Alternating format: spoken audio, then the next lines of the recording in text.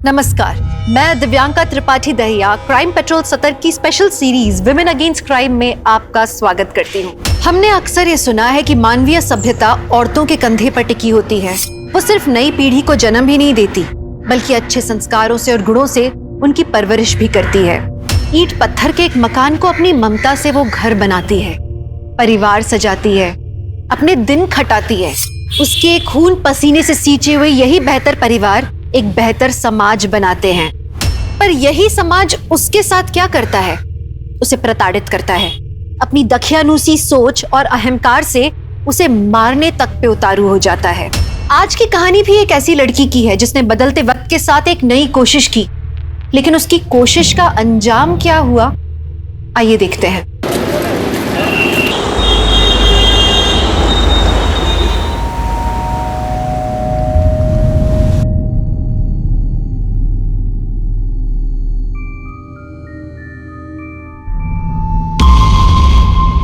क्या हाल चाल है? अरे भाई ऐसे क्या देख रहे हैं? मुझे नहीं पहचान रहे? जी नहीं, सॉरी। अरे मेरी बात तो सुनिए।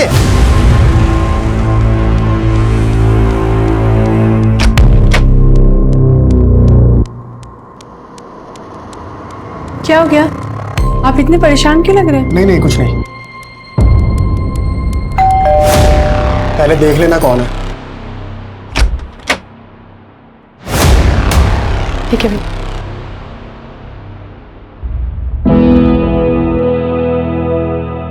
आप बताएंगे हुआ क्या है? अरे कुछ नहीं हुआ बाबा, तुम जाके खाने की तैयारी करो। सुनीता। हाँ जी। मुझे किसी काम से मुंबई जाना है, तुम फटाफट मेरा बैग तैयार कर दो। ठीक है।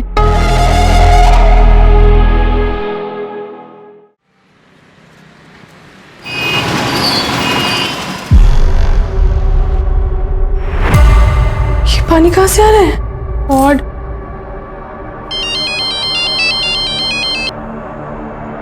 गुड मॉर्निंग भाभी जी। घर में ना पानी रिस रहा है, गंदा पानी। बस अभी हाजिर होता हूँ। अरे भाभी जी नमस्ते। कैसा फ्लैट दिया है आपने? यहाँ पे लीकेज हो रहा है। ये तो टाइल्स के अंदर का लीकेज है, बस अभी ठीक कर देते। हाँ नरेश भाई। हाँ राकेश जी, अरे अपने नालंदा में वो ग्राउंड फ्लोर में आपने फ्लैट दिया है ना, अरे वहाँ लीकेज का प्रॉब्लम हो रहा है यार, ठीक करा लूँ? एक मैसेज आ गया, वो नई पार्टी को फ्लैट दिखाना है ना, आता हूँ भाभी जी।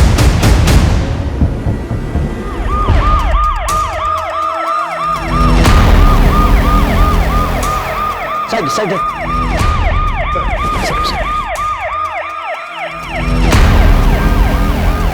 नमस्कार। तो पानी लीकेज हो रहा था, तो रिपेयर करने के लिए जब टाइल्स निकाल के ये लोग गड्ढा खोद रहे थे तो ये कंकाल मिले। सुनीता जी अपने हस्बैंड के साथ इस फ्लैट में रहती हैं। कब से रह रहे हैं आप लोग यहाँ? इसी महीने रहने आए। आपके हस्बैंड? मेरे हस्बैंड किसी काम से मुंबई गए। फॉरेंसिक वालों को बुलवाओ और इन कंकालों की पूरी जांच पड़ताल करवाओ और पंचनामा करके घर को सील करो। आपने घर किससे लिया था? सर ये फ्लैट मैंने ही किराए पे दिलवाया था, लेकिन इस सब के बारे में मुझे कुछ नहीं मालूम। तो फिर ये कंकाल कहाँ से आए? सर मैं सच कह रहा हूँ, मुझे कुछ नहीं मालूम। महेंद्र सर घर का मालिक कब तक आएगा? सर उनसे बात हो गई है, लेकिन वो यहाँ पर रहते नहीं है, इसीलिए उनको डायरेक्ट पुलिस स्टेशन बुलाया।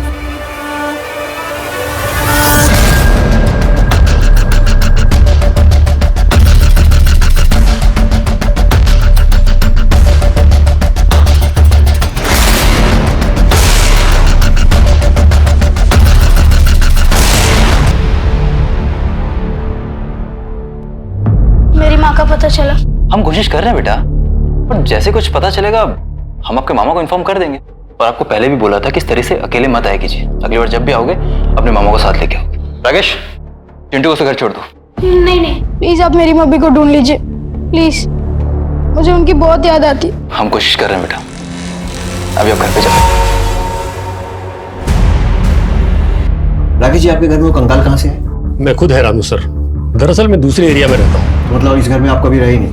नहीं, जब नया मकान खरीदा था तब कुछ मैंने रहा था, उसके बाद जॉइंट फैमिली थी, घर छोटा पड़ने लगा, उसके बाद हम बड़े घर में चले गए, तब से इस घर में किराएदारी रह रहे हैं। उन सारे किराएदारों के नाम और पते दे दीजिए। पुराने किराएदारों के नाम और नंबर कौन रखता है? अच्छा, जब आप उस घर में रह रहे थे तब किसी से कोई दुश्मनी या फिर कोई झगड़ा हुआ था? नहीं नहीं।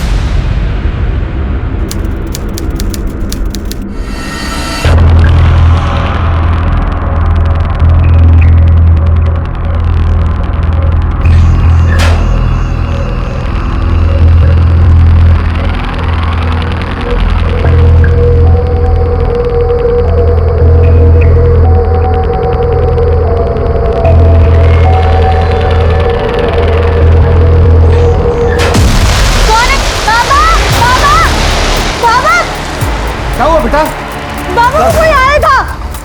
कौन? चोर चोर चोर पकड़ो। कैसे लोग हैं ना बाबा, मंदिर में चोरी करने आ जाते हैं। ये बेटा, मंदिर में सैकड़ों साल पुरानी माता की मूर्ति है, साथ में ढेर सारे गहने भी हैं। जरूर वही चुराने आया होगा। वो तो अच्छा हुआ कि तूने आज मंदिर की लाज रख ली। बस माता का आशीर्वाद है बाबा। सो तो है बेटा, लेकिन हम सब कुछ माता के भरोसे छोड़ के विश्राम तो नहीं कर सकते ना। मैं आज से यहीं बाहर सोऊंगा ताकि चोर उचकों पर नजर रख सकूं। आजा आजा।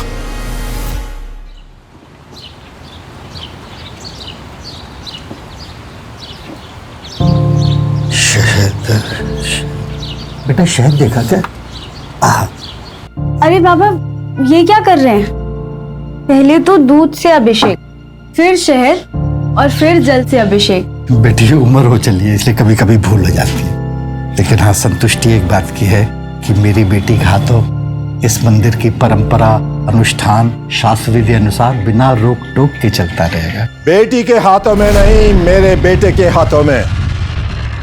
देखिए भाई साहब, ये जो धर्म कर्म की बातें होती है ना, ये बेटे के चौड़े कंधों पर ही टिकती हैं, बेटियों की नाजुक कलाइयों पर नहीं। भाई साहब, मुझे कल पता चला कि मंदिर में चोरी होते होते रह गई। अब देखिए, आपकी उम्र हो चली है, आपके कोई बेटा भी नहीं है, इसलिए मंदिर और यहाँ का विधि विधान मेरे बेटे को सौंप दीजिए। कल आपके और मेरे बाद मेरा बेटा ही तो इस सब का उत्तराधिकारी होगा। और बेटी? बेटी का कोई अधिकार नहीं। बाबा पुरोहित खानदान के बड़े बेटे हैं और उनकी बेटी होने के नाते मेरा अधिकार है इस मंदिर में पूजा करने का।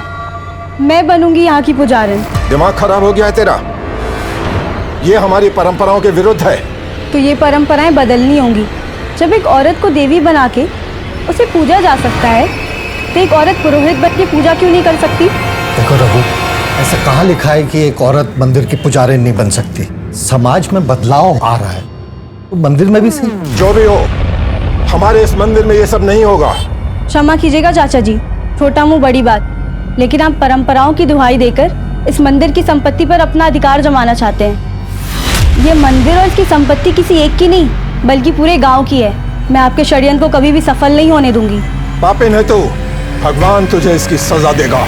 चलिए सरपंच जी।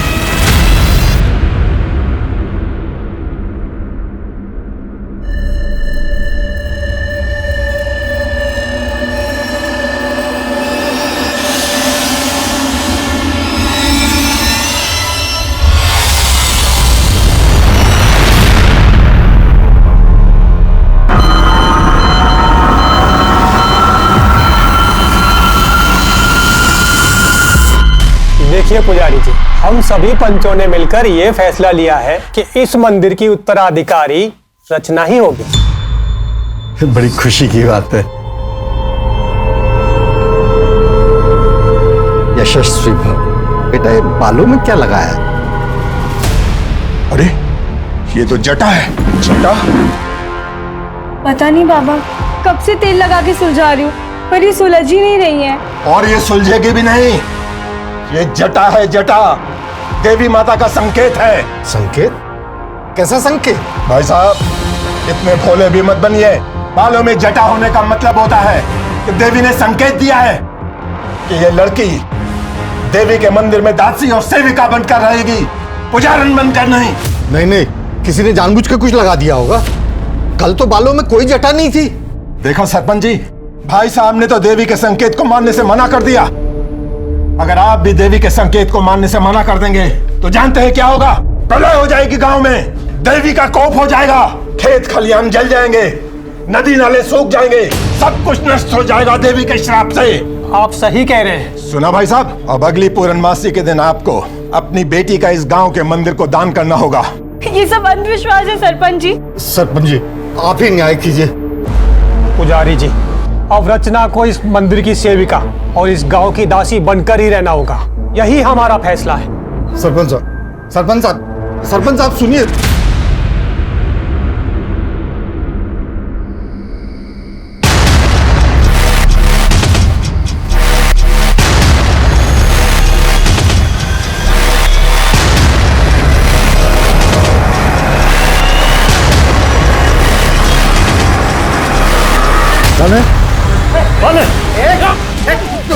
छोड़ दो मेरी बेटी को, छोड़ दो।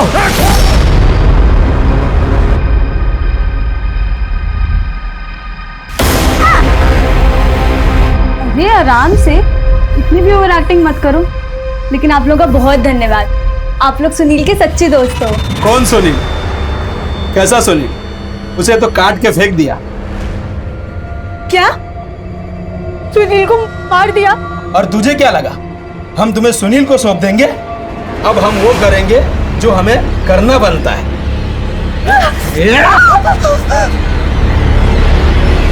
तुझे तो पूरे गांव के सेवा से बचा लिया, शुक्र है। और हमारी सेवा तो बनती है ना। प्लीज मुझे जाने दो। नहीं नहीं। हाँ ताई मलाई का भला छोड़ता है कोई?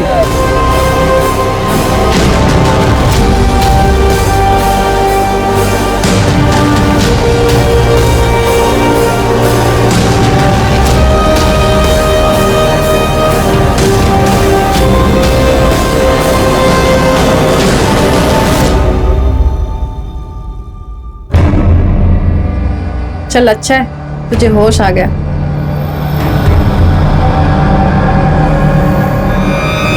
मंदिर की पुजारन बनने के सपने देखने वाली रचना को षड्यंत्रकारियों ने ऐसी जगह पहुंचाया था जहां औरत को इंसान नहीं, भोगने वाली वस्तु माना जाता है। क्या उसके संघर्षों का अंत हो चुका था या एक नए संघर्ष की शुरुआत हुई थी?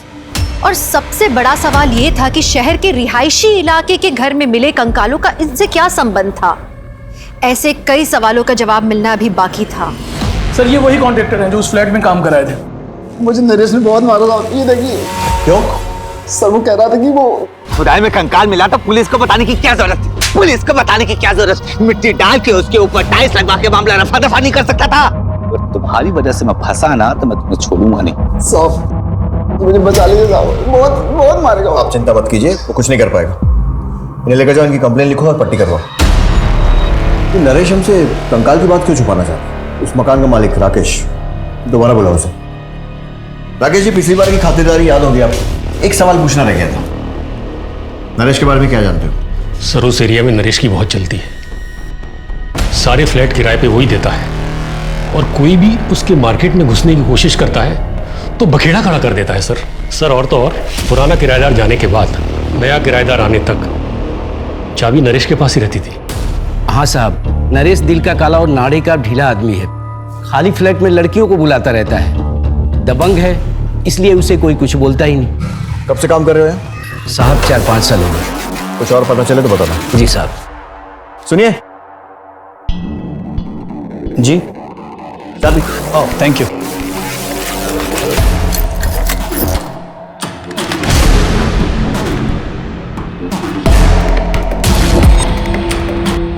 सर मेरी मम्मी का कुछ पता चला? बेटा हम कोशिश कर रहे हैं ना, और जैसे कुछ पता चलेगा हम आपके मामा को इन्फॉर्म कर देंगे। चलो भी आप घर जाओ।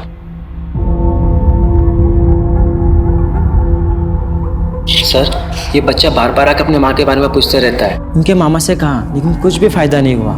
एक आध बार उस एरिया में जाके देखते जहाँ पे इसकी माँ गुम हो गई है। लेकिन वो एरिया तो कुंज विहार के हद में आता है ना, तो हम इतनी मगजमारी क्यों करें? और वैसे भी एक बच्चे की कंप्लेंट पर कितना नाचेंगे हम?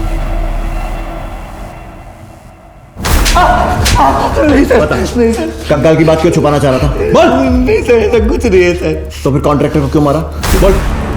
सर वो मेरा धंधा खराब कर रहा था, उसकी वजह से उस फ्लैट में तो क्या पूरी बिल्डिंग में कोई किराए के लिए तैयार नहीं हो रहा था। तो तेरे लिए तो अच्छा ही था ना, और लड़कियां लेकर जाता वहाँ, जैसे उस ग्राउंड फ्लोर फ्लैट में लेकर जाता था। बता किस किस लड़की को वहाँ मार के दफनाया? बोल। नहीं सर, मैं मानता हूँ कि मैं वहाँ लड़कियों को लेकर जाता था, लेकिन मैंने किसी को मारा नहीं सर। मैं तो वहाँ थोड़े समय के लिए जाता था। तो वहाँ जितने भी लोग लंबे समय के लिए रहते थे, मुझे उनकी पूरी डिटेल्स चाहिए। सब मुंह जबानी तो याद नहीं है, ऑफिस के रिकॉर्ड में सब लिखा है। इसके साथ इसके ऑफिस जाओ और पूरी लिस्ट लेकर आओ। चलो। अभी का किराएदार मुंबई से कब आ रहा है, पता करो। सर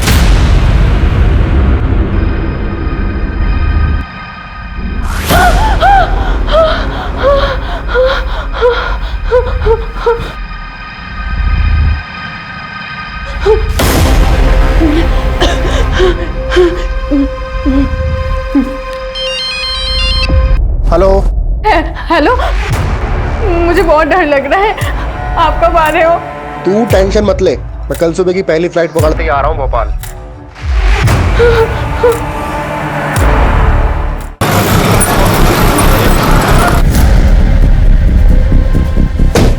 सर, नरेश से किराएदारों की सारी डिटेल्स मिल गई हैं। उस फ्लैट में गौरव व सुनीता से पहले पंकज अपनी बीवी बच्चों के साथ रहता था, लेकिन इसी साल अचानक वो फ्लैट छोड़ के चला गया। सर, पंकज ने ये फ्लैट 2015 में लिया। उससे पहले वहाँ परेश शाह रहते थे। सर, मैं व्यापारी आदमी हूँ, मुझे नहीं पता मेरा इन कंकालों से क्या वास्ता। वास्ता हो भी सकता है, आपकी किसी से दुश्मनी रही हो या फिर किसी से झगड़ा हुआ हो और गुस्से में आपने उन्हें मार के दफना दिया हो और फिर घर और शहर छोड़कर चले गए। सर, मैं काम काजी आदमी हूँ, आपने मुझे बुलाया तो इसलिए मैं आपसे मिलने चला आया। अगर आप इस तरह से मुझ पर झूठे आरोप लगाएंगे तो आज के बाद आप मुझसे नहीं मेरे वकील से बात करेंगे। नमस्कार। सर, एटीट्यूड देखा आपने? बात कैसे कर रहा था? घाट घाट का पानी पियो आदमी लगता है संदीप। अच्छा, तो उस दूसरे किराएदार के बारे में क्या कह रहे थे जो अचानक गायब हो गया? सर, मैंने कांटेक्ट करने की कोशिश तो की थी लेकिन नहीं हो पाया। उस इलाके में अपना एक खबरी है नथु, उससे कुछ ना कुछ जरूर मालूम होगा, उससे पता करो। महेंद्र, चाबी। एक मिनट। नालंदा विहार सोसाइटी में जब हम पूछताछ कर रहे थे तो एक आदमी मुझे देखकर इतना घबरा गया था कि बाइक में अपनी चाबी छोड़कर जाने लगा था। मुझे लग रहा उस आदमी से मैं पहले कभी मिला हूं किसी केस के सिलसिले में। पता करो वो आदमी कौन था। अरे परेश भाई, और क्या हाल है? अरे सुनिए तो सही। सर, मुझे आपसे कुछ बात करनी है।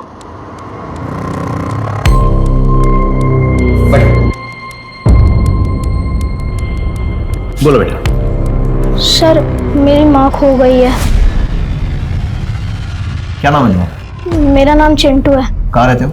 सर, मैं विष्णुपुरी कॉलोनी में रहता हूँ, पर वहाँ के पुलिस वाले बात कर रहे थे कि मेरी माँ जहाँ से खो गई है वो इलाका आपके पुलिस स्टेशन के अंडर आता है, इसलिए मैं यहाँ चला आया। बेटा, तुम्हारी माँ कहाँ से खोई? हमारे घर से ही। और घर कहाँ पे है तुम्हारा? है नहीं, था नालंदा विहार सोसाइटी में। नालंदा विहार में कौन सी बिल्डिंग? ए ब्लॉक बिल्डिंग के ग्राउंड फ्लोर पे रहते थे हम। बेटा, तुम्हारे पापा का नाम क्या है? पंकज। और मम्मी का नाम पूजा। हाँ, पर आपको कैसे पता? ये तो वही घर है जहाँ पर हो तो कम। कौन सा केस है सर? नहीं, कुछ नहीं बेटा। आपने कुछ खाया? नहीं। वही इसको जूस पिलाओ। अंकल को मामा का नंबर दो, इनके मामा से बात करो और पंकज का नंबर लो और लेकर आओ उसको। जाओ बेटा। विष्णुपुरी पुलिस स्टेशन में फोन करो, पता करो इस केस की इन्वेस्टिगेशन की क्या प्रोग्रेस है। रिहायशी इलाके में घर के नीचे से मिले कंकाल से चारों तरफ अफरा तफरी मच गई। ऐसे में एक मासूम बच्चा अपनी माँ को तलाशते दर बदर ठोकरे खा रहा था। एक बच्चे के लिए माँ की ममता से ज्यादा और प्यारा क्या हो सकता है? माँ एक दिन जरूर मिलेगी, इसी विश्वास के साथ चिंटू लगातार कोशिश करता रहा। लेकिन क्या चिंटू को इसकी माँ मिलेगी? और उससे भी ज्यादा बड़ा सवाल यह था कि क्या चिंटू की माँ जिंदा थी? और अगर वो जिंदा थी तो अपने बच्चे के लिए कितना तड़प रही होगी? और ऐसी कौन सी मजबूरी होगी जो उसे अपने बच्चे के पास आने से रोक रही होगी? क्या पुलिस बेटे को अपनी माँ से मिलवा पाएंगे?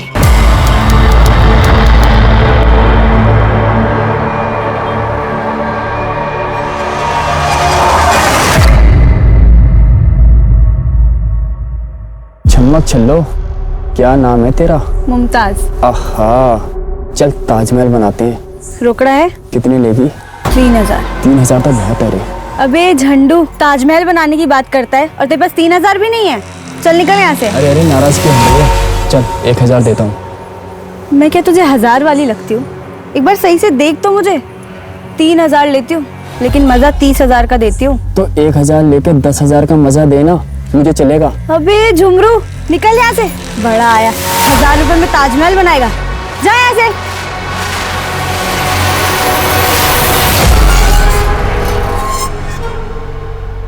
तेरा बाप गांव के मंदिर का पुजारी है ना? देख, तेरे बाप को और प्रेमी को कुछ लोगों ने मार डाला।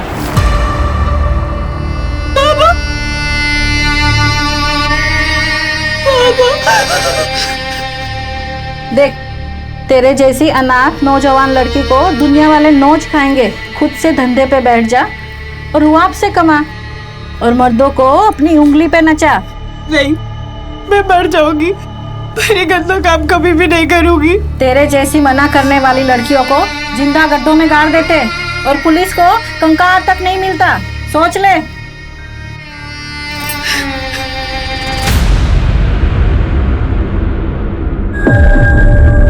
कितना लेगी?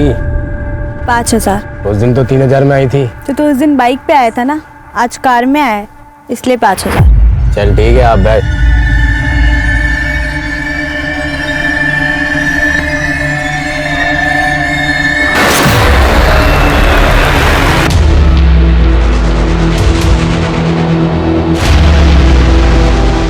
कितना छापा? 5,000 पे गई थी, लेकिन इतना खुश कर दिया कि 7,000 ले आई। ए जुग जुग जियो मेरी बच्ची, बड़ा अच्छा हुनर पाया है तूने।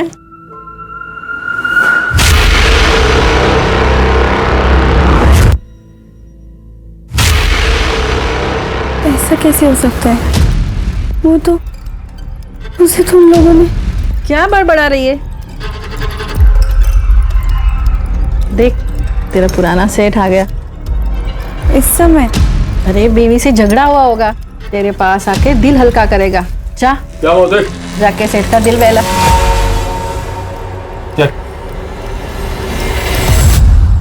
अगर किसी की पत्नी गायब हो जाती है, गुम हो जाती है, तो जमीन आसमान एक कर देता है। पर तुमने तो कोई खास खोजबीन भी नहीं की अपनी पत्नी की। सर अब क्या बताऊं, मेरी पत्नी खोई नहीं है, वो किसी के साथ भाग गई है सर। ये क्या हो रहा है?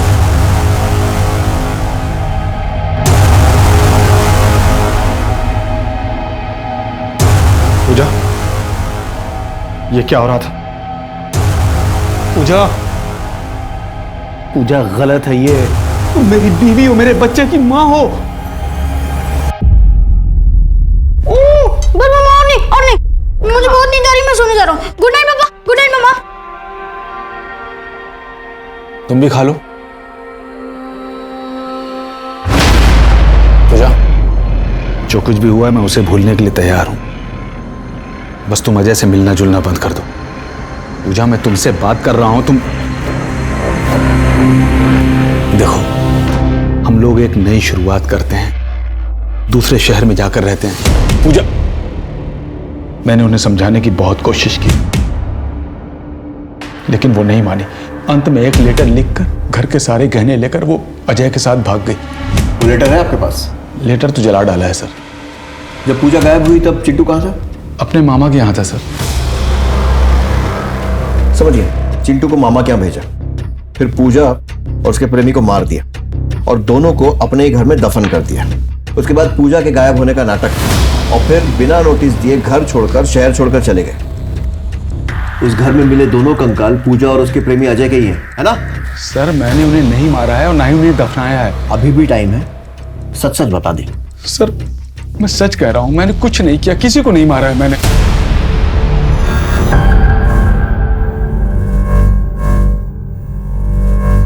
लगता है इन्हें किसी बात का गहरा सदमा लगा है। मैं कुछ दवाइयां लिख देता हूँ, लेकिन अगर इनके मन से डर नहीं गया तो उन्हें ठीक होने में वक्त लगेगा। सर एक रिक्वेस्ट है सर, बीवी के सपने में कंकाल आ रहे हैं, उसे मायके जाने की परमिशन दीजिए। ये रहा सर डॉक्टर का सर्टिफिकेट।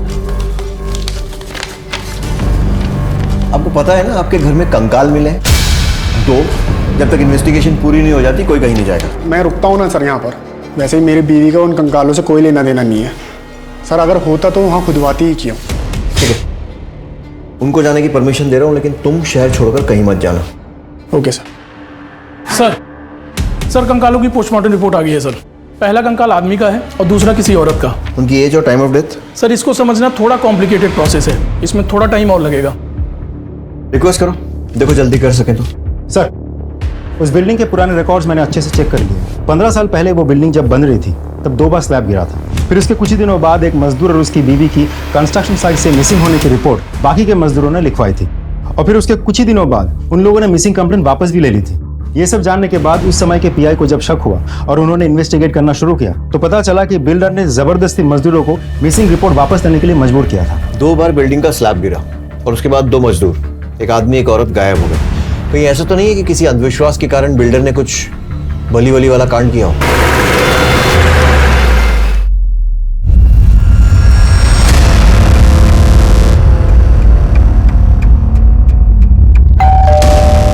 नालंदा सोसाइटी, वो बिल्डिंग आपने ही बनवाई थी ना? जब वो बिल्डिंग बन रही थी 2 मजदूर गायब हुए थे वहां से, एक आदमी और एक औरत। और अब जो कंकाल मिला है वो भी एक आदमी और एक औरत का ही है। मामला सामने ना आ जाए इसलिए आपने अपने मजदूरों पर प्रेशर डाला था और उन्होंने कंप्लेंट वापस ले ली थी, है ना? जी नहीं सर, और पुलिस कंप्लेंट की वजह से मेरी बिल्डिंग का काम रुका पड़ा था और जिसकी वजह से मेरा बहुत नुकसान हो रहा था। फिर मैंने किसी तरह मजदूरों को समझा बुझा करके कंप्लेंट वापस करने के लिए मनाया। अपने गायब मजदूरों का नाम बता दीजिए। इतना पुराना रिकॉर्ड कौन रखता है सर? ये मजदूर हैं, कहीं 2 पैसा अधिक मिला यहाँ काम छोड़ के वहाँ चले जाते हैं। जब वो बिल्डिंग बन रही थी तो 2 बार उसका स्लैब गिरा था। कहीं ऐसा तो नहीं अंधविश्वास के कारण उन दोनों की नरबली दे दी गई हो? अरे सर, मैं धर्म कर्म करने वाला पंडित व्यक्ति हूँ और मैं बिल्डिंग का फाउंडेशन खुद खड़े रह करके वहाँ पर बनवाता हूँ और मेरी बिल्डिंग में ऐसा कांड हो ही नहीं सकता। आपकी बिल्डिंग में क्या कांड हुआ है और कैसे कैसे कांड हो सकते हैं वो हम पता लगा लेंगे, लेकिन एक बात ध्यान रखिए, अगर ये पता लगा ना कि इसमें आपका जरा सा भी हाथ है, आपकी खैर नहीं। सर, चोरत पुलिस स्टेशन से खाई में गिरी कार और मिसिंग डेड बॉडीज की फाइल आ गई है।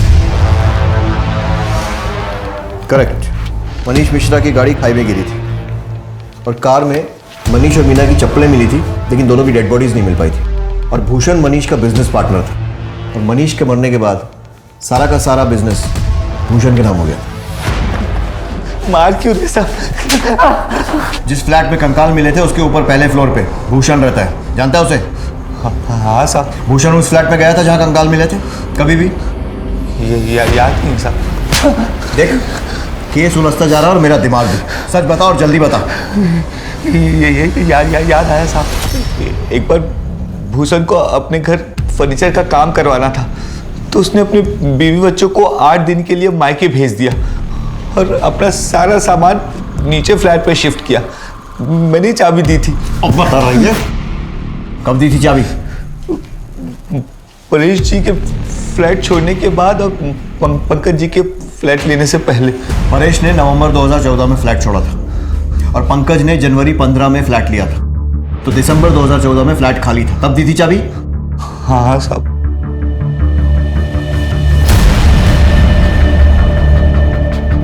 मनीष और मीना मिश्रा की गाड़ी भी दिसंबर 2014 में ही खाई में गिरी थी। टाइम तो मैच हो रहा है। सर, हो सकता है भूषण ने ही मनीष और उसकी बीवी को मार के उस फ्लैट में दफना दिया हो। भूषण को लेकर आओ।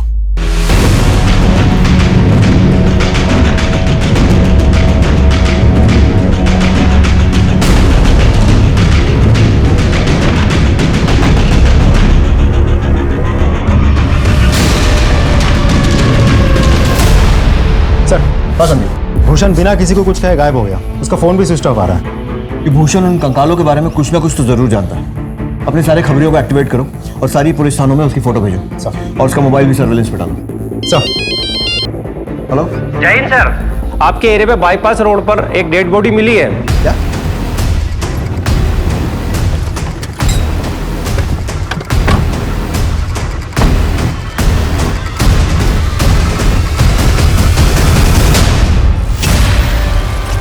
सर, ये तो परेश शाह है, अहमदाबाद वाले।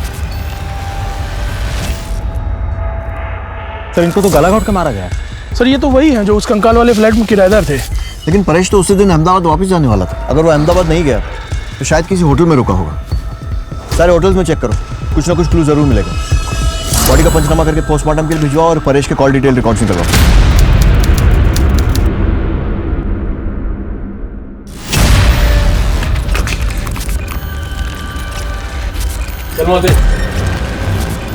अच्छा मौसी, एक काम था।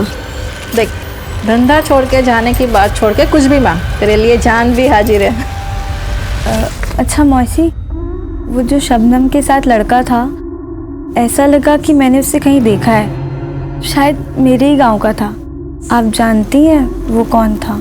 यहाँ पे आने वाला कोई भी इंसान अपना सही नाम नहीं बताता, पर हाँ, वो अपना नंबर देके गया है ताकि वो दूसरी बार आए तो एडवांस बुकिंग कर सके। रुक, मैं तुझे नंबर देती हूँ।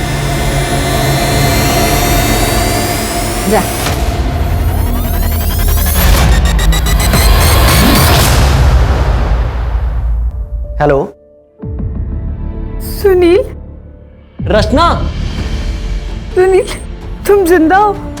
मुझे लगा तुम्हें तो डकैतों ने। मुझे तुम्हारे प्यार और दुआओं ने बचा लिया रचना। तुम कहाँ हो सुनील? मैं तुमसे मिलना चाहती हूँ। मैं भी तुमसे मिलना चाहता हूँ, तुम जल्दी आ जाओ, मैं तुम्हें अभी एड्रेस मैसेज कर रहा हूँ।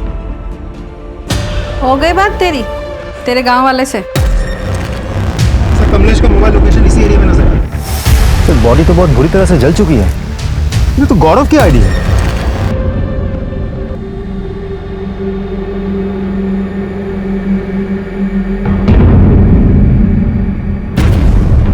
अरे रचना, कहाँ जा रही है तू? प्लीज मुझे जाने दीजिए। मालकिन को क्या जवाब दूंगा? क्या छिपा रही है? नहीं क्या छिपा रही है? पैसे चोरी करके भाग रही है तू? नहीं नहीं नहीं। चल दिखा। अरे चल अरे छोड़ के गई।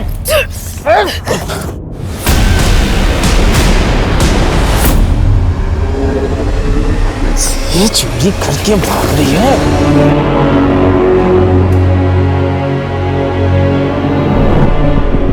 Sir Paresh Indore palace hotel में रुका था, वहां का सीसीटीवी फुटेज मिल गया सर। परेश इस आदमी के साथ बाहर निकला और उसके बाद परेश का मर्डर हो गया। पता लगाना पड़ेगा ये आदमी कौन है। अपने पैन डेटा, आधार डेटा और हमारे रिकॉर्ड्स सबसे चेक करो, कहीं ना कहीं से तो उसकी कुंडली जरूर निकलेगी।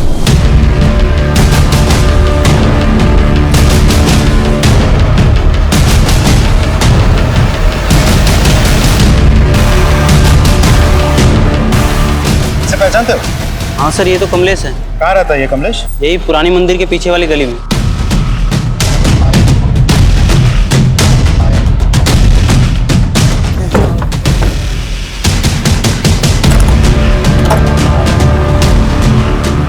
सुनो जरा, इधर आओ। जी, कमलेश इधर रहता है? हाँ। घर पे तो ताला लगा हुआ है, कहाँ गया वो? नहीं पता। नंबर है उसका? हाँ सर। नंबर ले लो। Okay sir.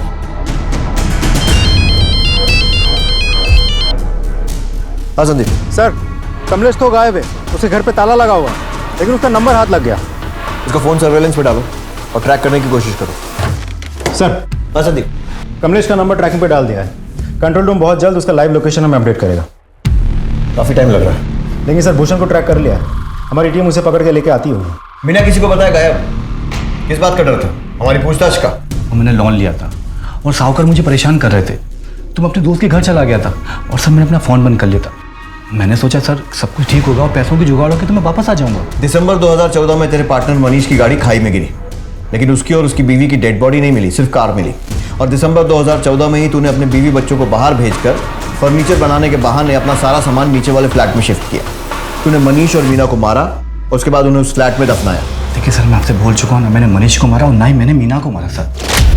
सर मेरी बात सुनिए सर, एक बात नहीं, मैं आपसे क्यों झूठ बोलूंगा सर, मैं सच बोल रहा हूँ, मैंने मनीष मीना को नहीं मारा और ना ही मैंने उस फ्लैट में उनको दफनाया। मेरी बात पे यकीन कीजिए सर प्लीज। सर कमलेश का नंबर ट्रैक हो गया।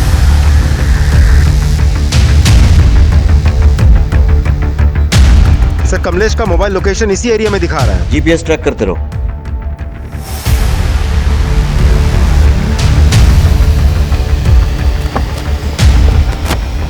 सर लोकेशन तो यहीं कहीं दिखा रहा है।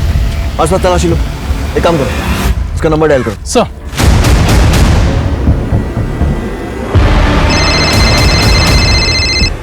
आवाज आ रही है सर। सर उस तरफ से आवाज आ रही है।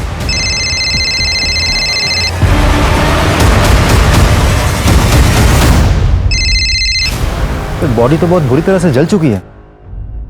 सर ये फोन। सर आईडी, ये तो गौरव की आईडी है।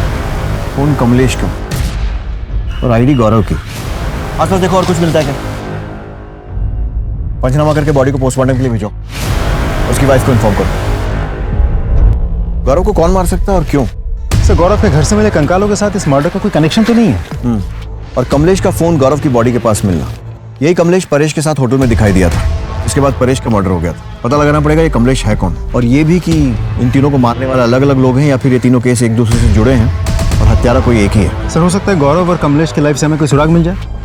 इन दोनों के फोटोज सारे पुलिस स्टेशन में सर्कुलेट करवाओ और डिटेल्स निकालो। पहले परेश और उसके बाद गौरव की हत्या ने एक नया सवाल खड़ा कर दिया था कि क्या कंकालों से जुड़ा कोई शख्स इन दोनों की हत्या का जिम्मेदार है, और अगर है तो उसकी वजह क्या है। गौरव की किसी से कोई दुश्मनी थी या फिर किसी ने कोई धमकी वगैरह दी हो? वो एक दिन अचानक मार्केट से घबराए हुए घर आए थे। क्या हो गया, आप इतने परेशान क्यों लग रहे हैं? नहीं कुछ नहीं। मैंने पूछा भी था लेकिन उन्होंने कुछ जवाब नहीं दिया। उनकी फैमिली में और कौन कौन है? कोई नहीं है सर, वो अनाथ थे। बचपन में ही उनके माता पिता का स्वर्गवास हो गया था। उन्होंने बोला था कि किसी अनाथ आश्रम में वो पले बड़े हैं। उस अनाथ आश्रम का नाम मालूम है आपको? नहीं पता सर। देखिए, गौरव की बॉडी हम आपको पोस्टमार्टम के बाद ही दे पाएंगे, अभी आप जा सकते हैं। पता करो कि गौरव कौन से अनाथ आश्रम में था, क्योंकि अगर वो वहां था तो गवर्नमेंट एजेंसीज के पास उसके सारे रिकॉर्ड्स हैं। हेलो, क्या ठीक सर, एक इंटरेस्टिंग इंफॉर्मेशन हाथ लगी है।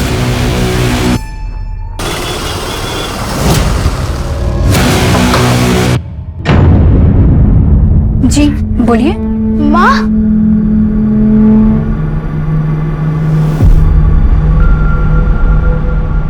I am sorry. माँ,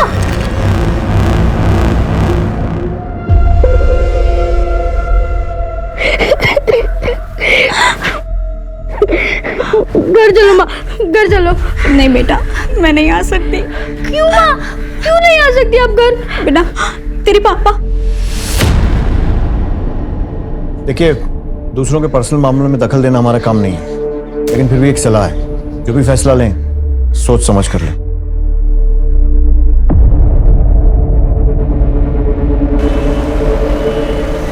सर, गौरव की फोटो हूबहू एक आदमी से मिलती है जो 6 साल जेल काट चुका है, लेकिन जेल रिकॉर्ड्स में उसका नाम प्रसाद है। प्रसाद कौन सी जेल से छूटा? भोपाल सेंट्रल जेल में था सर, और पिछले महीने ही छूटा। कुंडली निकालो इसकी। गौरव से आपकी शादी कब हुई थी? से 2 महीने पहले। लव मैरिज थी या अरेंज? अरेंज। बता सकती हैं शादी फिक्स किसने करवाई थी? सब, मैं गरीब परिवार की लड़की हूँ। गांव के पुजारी राघु चाचा ने हमारी शादी तय की थी।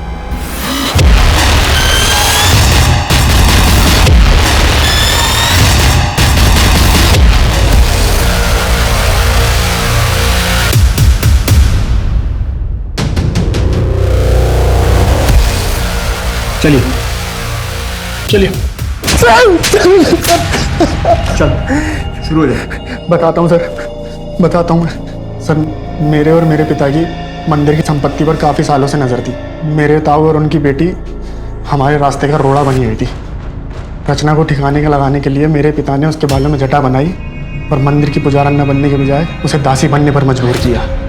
रचना अपने प्रेमी सुनील के साथ डकैतों का बहाना करके गांव से भाग जाना चाहती थी। वो सुनील मेरा पालतू था, उसने मुझे पूरा प्लान बता दिया। फिर मैंने नहले पे धैला फेंका सर। मैंने तो मंदिर पे अपना अधिकार बना लिया। इसके एवज में सुनील ने मुझसे मंदिर की मूर्ति मांगी। मैंने सोचा कि ये पीतल की पुरानी मूर्ति में रखा ही क्या है, और मैंने दे दी उसको। फिर एक दिन मुझे सुनील का फ़ोन आया और उसने मुझे बताया कि रचना जिंदा है, और तब तक मुझे पता चल चुका था कि मूर्ति बहुत कीमती है। तो मैंने सोचा कि शहर जाके रचना को ख़त्म भी कर दूंगा और सुनील से अपनी मूर्ति भी वापस ले लूँगा। वहाँ शहर में सुनील परेश शाह के घर में नौकर था। घर में कोई नहीं था और वहाँ पे टाइल्स का काम चल रहा था। और सुनील ने रचना को फ़ोन करके बुलाया और मुझे सौंप दिया।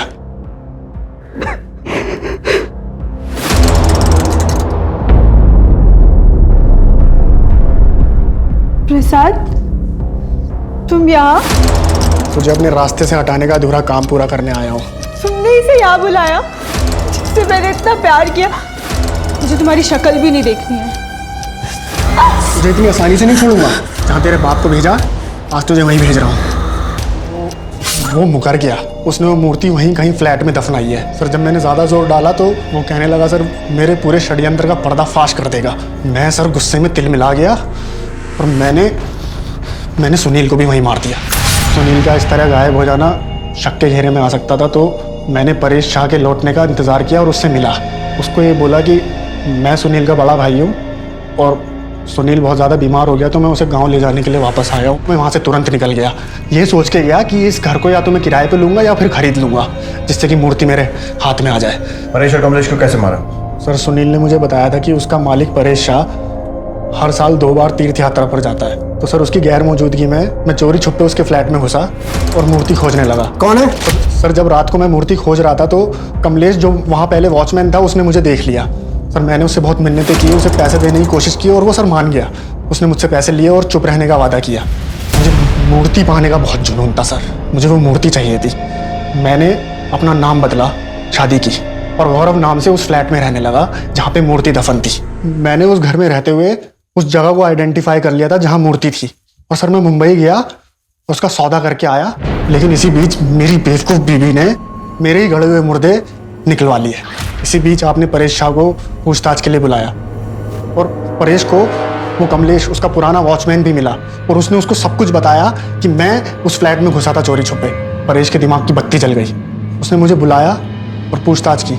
सर मैं और देर नहीं करना चाहता था, मैं सामान लेने के बहाने उस फ्लैट में गया और मूर्ति निकाली और परेश को मिलने के बहाने बुलाया। फिर मैंने सर कमलेश को मारा क्योंकि मैं कोई गवाह और कोई सबूत नहीं छोड़ना चाहता था, इसलिए मैंने सर कमलेश को वहाँ जलाया, गौरव की आईडी वहाँ फेंकी जिससे लगे कि गौरव मर गया और सर मैंने मूर्ति ली और गाँव चला गया। बाकी की सारी उम्र जेल में सड़ेगा। मुझे माफ कर दो सर। रचना के साथ जो हुआ वो हमारे समाज की पिछड़ी हुई मानसिकता को प्रदर्शित करता है। रचना ने एक बड़ा सपना देखा, मंदिर की पुजारन बनने का, देवी माता की सेवा करने का, पर उसका ये सपना मंदिर की संपत्ति पर नजर गड़ाए लोगों को रास ना आया। उन्होंने रचना को जिस्म फरोशी के कीचड़ में धकेल दिया। कागा सब तन खाइयो, चुन चुन खाइयो मांस, बस ये 2 नैना मत खाइयो, इन्हें पिया मिलन की आस। रचना की हिम्मत जैसे पूरी तरह से टूट चुकी थी, लेकिन अपने पुराने प्यार से मिलने की उम्मीद ने उसमें एक नए जोश का संचालन किया। जिस्म फरोशी के धंधे से छुटकारा पाकर पहुंच गई सुनीता अपने सुनील के पास, लेकिन प्यार के नाम पर उसे सुनील से क्या मिला? सिर्फ धोखा। सोचिए, अगर रचना और उसके पिता सतर्क होते तो उसके चाचा और चचेरे भाई मंदिर को हथियाने में कभी सफल नहीं हो पाते। उनका व्यवहार दस्तक था आने वाले संकट का। रचना अगर आंख मूंद कर सुनील से प्यार न करती तो उसे कभी धोखा नहीं मिलता। वहीं परेश को भी खतरे की दस्तक मिली थी जब उन्हें कमलेश ने गौरव के बारे में बताया था। अगर वो लालच न करके सीधे पुलिस के पास जाते तो आज वो जिंदा होते। तो चलिए, मैं दिव्यांका त्रिपाठी दहिया अब लेती हूँ आपसे विदा। कल फिर मिलूंगी आपसे एक नए केस के साथ। देखते रहिए क्राइम पेट्रोल सतर्क, विमेन अगेंस्ट क्राइम। एक औरत पे वार, अब हर औरत का भार। जय हिंद।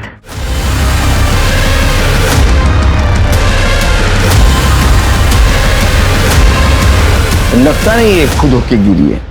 सर शायद किसी ने ऐसे ऊपर से धक्का दे दिया होगा।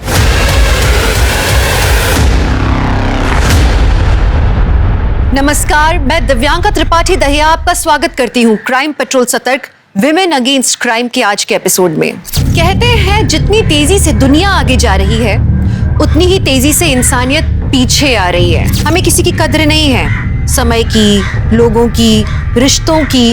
हमें आजकल डिस्पोजेबल चीजें बहुत पसंद है, इस्तेमाल करो और फेंक दो। पर हमारे समाज में औरतों की पोजीशन हमेशा यही रही है, डिस्पोजेबल। बच्चा नहीं हो रहा, छोड़ दो, उसे आगे पढ़ाई करनी है, पर शादी ज्यादा जरूरी है तो उसके अरमान कुचल दो और खूंटे से बांध दो। अब आप कहेंगे कि औरतों को सारे हक मिल रहे हैं, घर चलाने से लेके देश चलाने तक का, तो फिर दिक्कत कहाँ है? दिक्कत यह है कि औरत जितना आगे बढ़ती है उतनी ही बढ़ती है उसके आसपास के मर्दों में इनसिक्योरिटी, उनमें डर, और यही डर जन्म देता है जुर्म को, रेप, मॉलेस्टेशन, ब्लैकमेल, मर्डर को। आज की कहानी नुपुर की है, जिसकी आवाज ने कई लोगों की बोलती बंद कर दी थी, लेकिन खुद अपने लिए इंसाफ मांगना, अपनी इज्जत के लिए लड़ाई लड़ना लोगों को रास नहीं आया।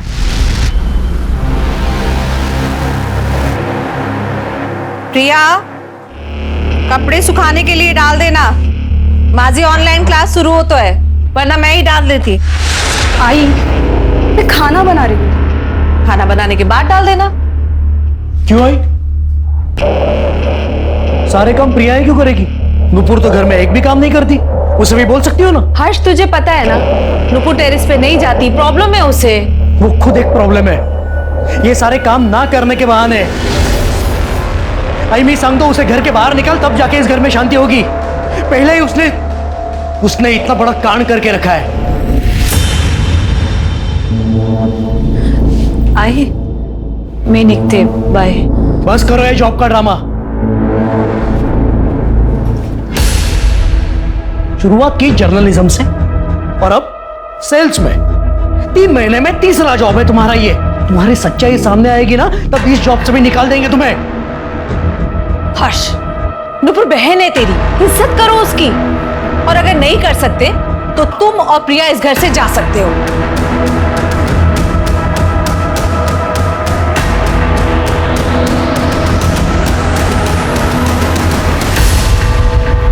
Yes mister Mehta. हाँ देख रहा हूँ। प्रशांत सर। हाँ जी करता हूँ भैया। हाँ नुपुर। सर ये लास्ट 3 मंथ्स की सेल्स रिपोर्ट है, आप चेक कर लीजिए। सब ब्रांचेस किए?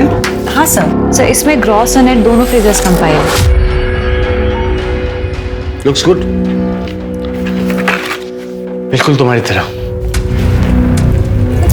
Sir please leave. रूफटॉप कर दी लंच डेट। मैं अपना टिफिन लाती हूँ और मैं डेट पर नहीं जाती। Sir please leave. Sir please please.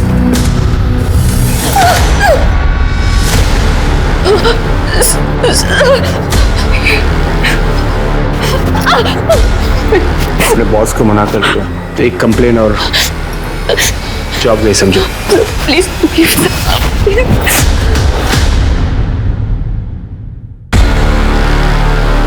देखिए अनुपुर, आजकल तो सभी रेटिंग पे जाते हैं, एक बार वापस सोच ले। यार हेमा, आजकल कोई प्यार से बात भी करता है ना तो डर लगता है मुझे। एक तो ये प्रशांत जब से जॉब ज्वाइन की है मैंने, तब से पीछे ही पड़ गए हैं मेरे। मुझे तो लगता है ये जॉब भी छोड़नी पड़ेगी। यार देख, तूने उन्हें प्यार से मना कर दिया है ना, अगर वो परेशान करेंगे तो हम कंप्लेंट कर देंगे। जॉब क्यों छोड़नी है तुझे? कंप्लेंट?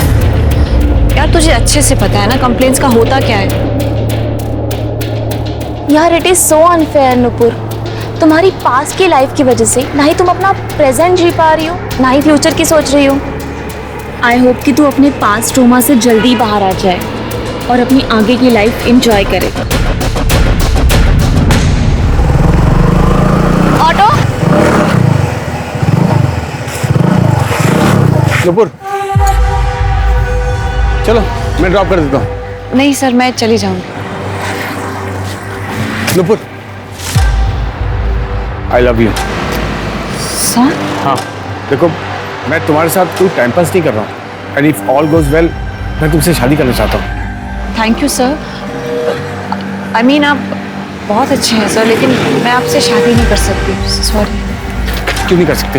हाँ कोई बॉयफ्रेंड है बॉयफ्रेंड? मैं नहीं कर सकती आपसे शादी, नहीं कर सकती। देखो सुनो, तुम्हारी एक ना तुम्हारी जिंदगी बर्बाद कर सकती है, बता रहा हूँ मैं। धमकी दे रहे हो ना सर आप मुझे? But I know my rights sir. अगर एक कंप्लेंट कर दी ना तो आपका करियर बर्बाद हो सकता है। नरेश पाटिल, फिर पहले ना हम क्लोज रिलेटिव्स की लिस्ट बना लेते हैं शादी के लिए, उसके बाद इन लोगों को। हाँ पहले आप ठीक है। किसकी शादी? तेरी शादी। और किसकी शादी? बहुत अच्छा रिश्ता आया है तेरे लिए नुपुर। आई तुझे तो अच्छे से पता है ना मेरी हालत क्या है, फिर भी तू शादी की बात कर रही है। पहले एक बार लड़के का नाम तो सुन ले, इंस्पेक्टर दिनेश जाधव। क्या? नुपुर शादी करना चाहता हूँ इसलिए तो रिश्ता भेजा है। पर दिनेश, नुपुर मैंने सब अच्छे से सोच समझ कर ही डिसाइड किया है। तुम मेरे बैकग्राउंड के बारे में अच्छे से जानते हो कि मेरे साथ क्या क्या हुआ है, उसके बाद भी क्यों? उसके बाद ही तो मैंने जाना है नुपुर कि तुम और मैं एक दूसरे के लिए कितने परफेक्ट हैं। नुपुर मैं 4-5 महीने तुम्हारे साथ रहा, तब मैंने जाना कि तुम कितने खूबसूरत इंसान हो। देखो तुम्हारे पास्ट के बारे में मैं सब जानता हूँ, उसे मैं बदल तो सकता नहीं, लेकिन फ्यूचर में मैं तुम्हें अपनी लाइफ पार्टनर के रूप में देखता हूँ। दिनेश पर शादी? नुपुर मैं बस तुमसे शादी करना चाहता हूँ। अब वो शादी बड़े हॉल में हो या कोर्ट में हो मुझे फर्क नहीं पड़ता। नुपुर बस तुम हाँ कह दो, बाकी मैं हूँ ना, सब संभाल लूँगा। दिनेश, पर क्या तुम श्योर हो मुझसे शादी के लिए? क्योंकि मैं एक और झटका बर्दाश्त नहीं कर पाऊंगी। हाँ नुपुर, मैं श्योर हूँ। ये महारानी तो हाँ बोलेगी ही ना। हमको बर्बाद करने में कोई कसर बाकी थोड़ी रखी है इसने। और मैं इस घर की बहू हूँ और मुझसे किसी ने पूछा जरूरी भी नहीं समझा। थोड़ी देर के लिए मैं क्या चली गई, आप लोगों ने शादी पक्की कर ली। मतलब तुमसे काय समझतच नाही। हर्ष, तू हमेशा नूपुर से चिढ़ता था, इसे घर से निकालने की बात करता था, और आज जब इसकी शादी हो रही है तो भी तुम दोनों को परेशानी है। क्योंकि आई मैं तेरी तरह बेटी के प्यार में अंधार नहीं हूँ। शादी में 100 लोग आएंगे, 100 तरह की अलग अलग बातें करेंगे। पहले ही नाक कटवा चुकी है, शादी में रही सही इज्जत भी उतर जाएगी। दादा, इस सब में मेरी क्या गलती थी? ज्यादा भोली मत बन। तेरी अकड़ बेवकूफी की वजह से हम बहुत बर्बाद हो चुके हैं, और मत कर हमें। पापा बस हर्ष, नुपुर की शादी दिनेश से होगी तो होगी। इंस्पेक्टर है वो, रुतबा है उसका रुतबा देखकर सबका मुंह बंद हो जाएगा। आई तुम समझा करो। तेरी आई सही बोल रही है हर्ष। इस शादी से नुपुर के और अपने सारे प्रॉब्लम सॉल्व हो जाएंगे। और कितना बस लगना चाहिए, तैयारी कर।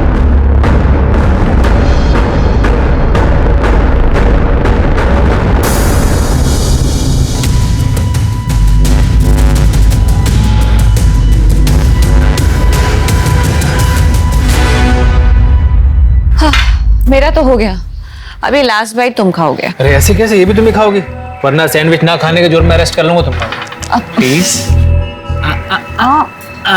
यू नो, खाती। तुम शादी के बाद भी ऐसे ही मेरा ख्याल रखोगे? इससे भी ज्यादा ख्याल रखूंगा मैं तुम्हारा। सच?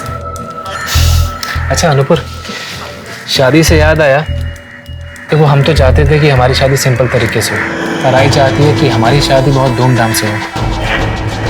मैं समझ सकती हूँ दिनेश, आई की भी तो कुछ इच्छाएं होंगी। अब मेरे लिए उनकी इच्छा क्यों मारना? थैंक गॉड नुपुर कि तुम सब समझती हो। तो फिर तुम अपनी आई और बाबा से बात करना कि वो सभी विधि विधान और सामान तैयार रखें। सामान मतलब? क्या? कार और 15 लाख? ये तू उसे जाके बता, तू कहीं की राजकुमारी नहीं है। आई मैं तुला सांगतो, ये शादी में कुछ तो लोचा है। हर्ष, इतना पारा चढ़ाने की कोई जरूरत नहीं है। शादी में ये सब होता है, देना पड़ता है। नहीं आई, कुछ भी देने की जरूरत नहीं है। तूने ही तो सिखाया है ना, दहेज लेना देना दोनों गलत है। हाँ, आई हमारी शादी में प्रिया के घर वालों से कुछ नहीं लिया हमने, बल्कि शादी का खर्चा डिवाइड किया। तो अब क्यों? क्योंकि नुपुर को इस शादी की बहुत जरूरत है। दिनेश के अलावा कोई इससे शादी नहीं करेगा। दहेज का पैसा कहाँ से लाओगे आप? मैं अपनी एफडी तोड़ दूंगी और पीएफ के लिए भी बात करती हूँ।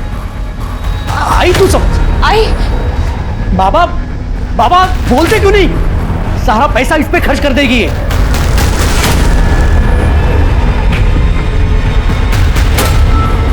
मिल गई शांति। पहले इज्जत खत्म की और अब आई बाबा की सेविंग्स खत्म कर रही हो। कौन तुम करोगे और भुगतना हमें पड़ रहा है। इससे अच्छा मर क्यों नहीं जाती?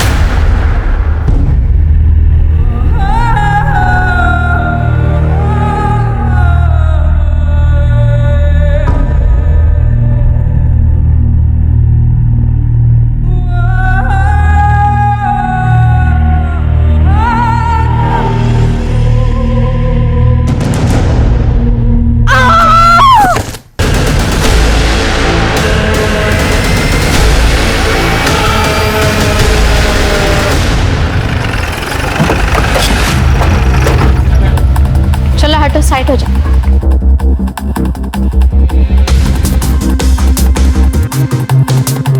डॉक्टर मैडम बॉडी चेक करा।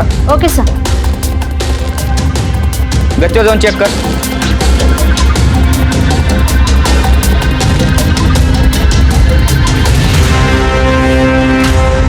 अरे क्या हुआ यहाँ? किसी ने कुछ देखा? हाँ साहब, हमने देखा।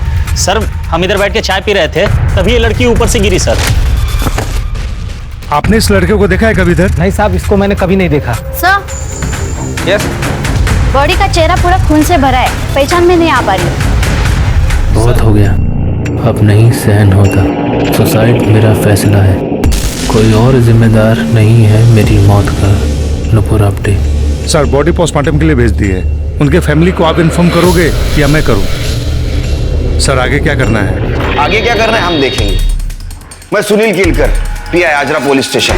नुपुर अपटे का केस इसके बाद हम टेक ओवर करेंगे। क्यों? क्योंकि नुपुर अपटे ने तुम्हारे और तुम्हारे भाई दीपक के खिलाफ हमारे पुलिस स्टेशन में कंप्लेंट की है। देखिए, अब अगर गांवबाग एरिया में रहती है तो वहां के पुलिस स्टेशन में आपको कंप्लेंट करनी होगी। मुझे गांवबाग एरिया के सीनियर इंस्पेक्टर दिनेश यादव की कंप्लेंट करनी है। क्या वो लिखेंगे अपने खिलाफ मेरी कंप्लेंट? सर, एक लड़की तो किसी भी पुलिस स्टेशन में अपनी कंप्लेंट कर सकती है ना? हाँ। तो फिर? अच्छा, आप कौन? मैं हेमा चौहान, नुपुर की दोस्त। लेकिन ये दिनेश यादव के खिलाफ क्या कंप्लेंट करनी है आपको? दहेज की डिमांड, डराना, धमकाना, जान से मार देने की धमकी देना, वो भी ये सब शादी के नाम पर। केस फाइल करके 3 हफ्ते भी नहीं हुए, नुपुर मर गई। तुम भी पुलिस वाले हो, सस्पिशियस नहीं लगता? हमें लगता है डाउरी केस और सुसाइड आपस में कहीं ना कहीं कनेक्टेड जरूर है। हमने ऊपर से ऑर्डर लिए, अब ये केस हम इन्वेस्टिगेट करेंगे। और आप लोग मुझे सस्पेक्ट समझ रहे हैं? पहले केस तुम्हारे खिलाफ था, अब ये सुसाइड ड्यूटी है, प्रोसेस है, करना तो पड़ेगा ही। तो सुसाइड नोट, पेपर्स और सारे एविडेंस हमें हैंडओवर कर दो। शिरके। मोरे। Yes sir. जो भी मिला है दे दो। ये सर।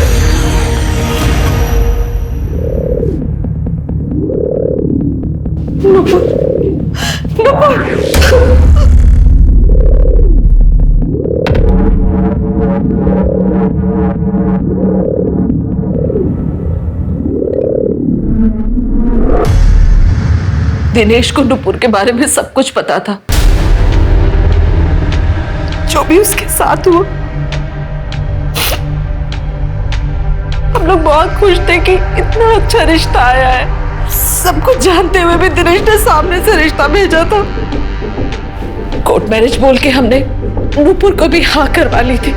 दिनेश का भाई दीपक आया और दिनेश का असली चेहरा भी तभी सामने आया। 15 लाख और कार मांगी थी उन लोगों ने, वो भी शादी से पहले। पैसे तो मैंने दे दिए एफडी तोड़ के, पर कार शादी के बाद देने के लिए बोला था। नुपुर, क्या हुआ? तुम यहाँ ऐसे? सब ठीक तो है? वही तो मैं तुमसे पूछने आई हूँ, आखिर प्रॉब्लम क्या है? तुमने 2 बार मिलना कैंसिल कर दिया, मेरा फोन नहीं उठा रहे, मेरे मैसेजेस का जवाब नहीं दे रहे। कोई गलती हो गई क्या मुझसे? नहीं नुपुर, तुम गलत नहीं हो। नुपुर, गलत मैं हूँ, मेरा पूरा परिवार है। मेरे परिवार वालों को और दहेज चाहिए। मेरी समझ में नहीं आ रहा है, मैं कैसे समझाऊं। कल आई से मेरा झगड़ा भी हुआ था। आई कहती है कि अगर वो मेरी शादी करवाएंगी तो अपने मन से करवाएंगे, वरना शादी पे नहीं आएंगे। नुपुर, मेरी समझ में नहीं आ रहा मैं क्या करूं, तुमसे क्या कहूं? फिर मैं और नुपुर दिनेश की फैमिली से मिलने गए। अरे ऐसी क्या डिमांड की है हमने? मेरा बेटा सीनियर पुलिस इंस्पेक्टर है, किसी भी घर से आज उसे अच्छी से अच्छी, सुंदर से सुंदर लड़की मिल सकती है। बिना मांगे हमें दहेज मिल सकता है, तर मग तुम्ही माझ्या मुलासाठी एवढं पण नाही करू शकत? देखिए प्रतिभा जी, हम मिडिल क्लास लोग हैं। मेरे पति की जॉब चली गई है, बेटे का बिजनेस ठप है, और वैसे भी आप लोगों ने पहले ही जितना मांगा था उतना ही कर पाना हमारे लिए मुश्किल था, और अब और ज्यादा। भाई, मैंने तो पहले ही कहा था कि लड़की ठीक नहीं है। वो तो मैं गांव गया हुआ था जब दिनेश ने ये सब कर लिया। ऐसा क्या हुआ तो नुपुर के साथ? रेप हुआ था मेरे नुपुर के साथ। उसने कंप्लेंट क्यों नहीं की? आप लोगों ने कंप्लेंट क्यों नहीं की? किया था साहब, सब किया था। फिर कोई फायदा नहीं हुआ साहब। वो बहुत पावरफुल आदमी था, इसलिए नुपुर ने केस वापस ले लिया। हमें पता था कि आगे चलकर नुपुर की शादी में बहुत प्रॉब्लम होगी, इसीलिए ये रिश्ता मैं हाथ से जाने नहीं देना चाहती थी। मैं 5 लाख और देने के लिए तैयार हो गई, पर उससे पहले ही मेरे बच्चे, और वो भी कच्ची से कूद कर, मतलब खाए समझत नहीं साहब। वो तो क्या प्रॉब्लम? गच्ची से क्या प्रॉब्लम था? सर, उसे ऊंचाई से बहुत डर लगता था। मतलब हमारे घर की गच्ची पे भी वो कभी नहीं जाती थी। पहले माळ्यावर पण नहीं जायची नुपुर, और यहाँ छठे माले पे यानी घेऊन जा, जाइए।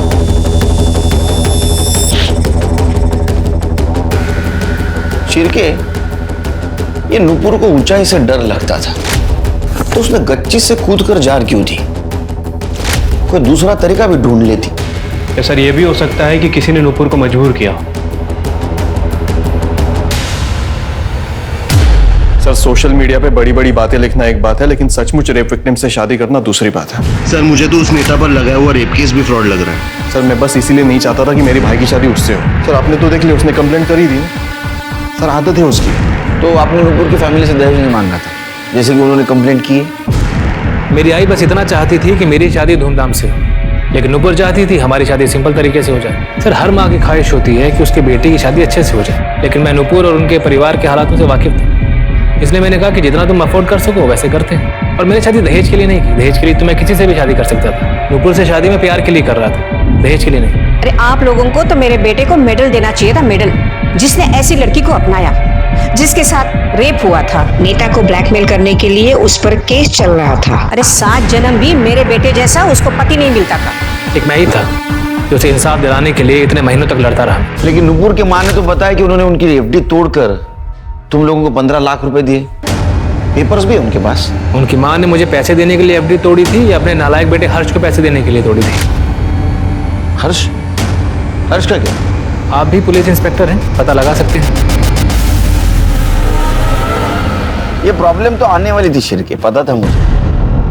अरे वो भी पुलिस वाला है, तो उसे भी कानून के बारे में पता है। हाँ सर वो तो है, बट फिलहाल अभी करना क्या है? उसके ऊपर ध्यान रखो, फैमिली को ऊपर।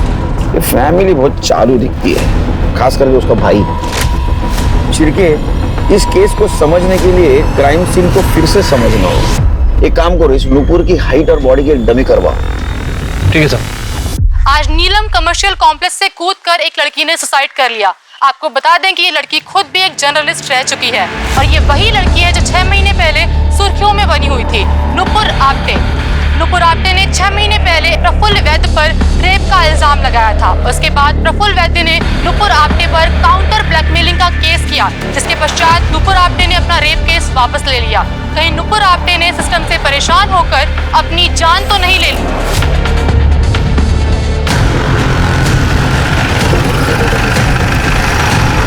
सर, नुपुर आप्टे ने सुसाइड किया तो आप इसका क्राइम सीन रिक्रिएट क्यों कर रहे हैं? हमारा ये प्रोसीजर। आपको ये फॉल्ट लग रहा है? चलो सर हटिए हटिए हटिए। रुको ही ना।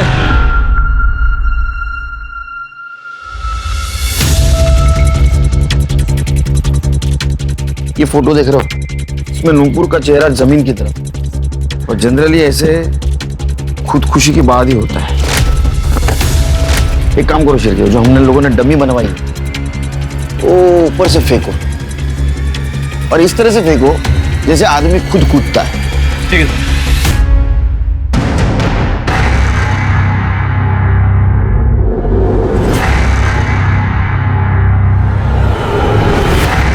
शिरके, डमी को फिर से ऊपर लेके जाओ और इस तरह से फेंको जैसे किसी ने उसको धक्का दिया हो। मुंह तुम्हारी तरफ होना चाहिए।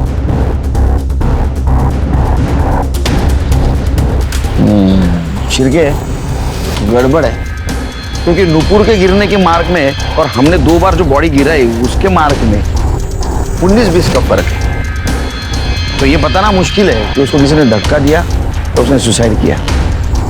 दिशा, नुपुर की सुसाइड नोट हैंडराइटिंग एक्सपर्ट के पास भेजो और उसके हैंडराइटिंग से मैच करके देखो। Right sir.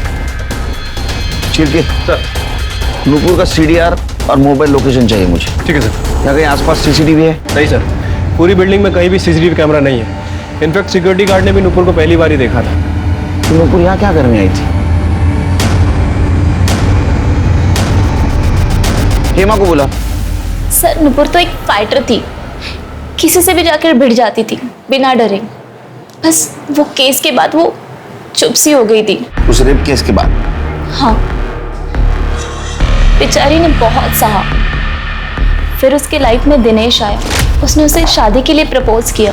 उसको दिनेश में सब अच्छा लगने लगा था। सबको ये लगने लगा कि नुपुर की लाइफ ट्रैक पर आ गई है, पर दिनेश भी कमी ना निकला। कोर्ट मैरिज के नाम पे डॉरी की डिमांड करने लगा। तो तुम्हें क्या लगता है इस केस की वजह से उसने सुसाइड किया? नहीं सर, बिल्कुल नहीं।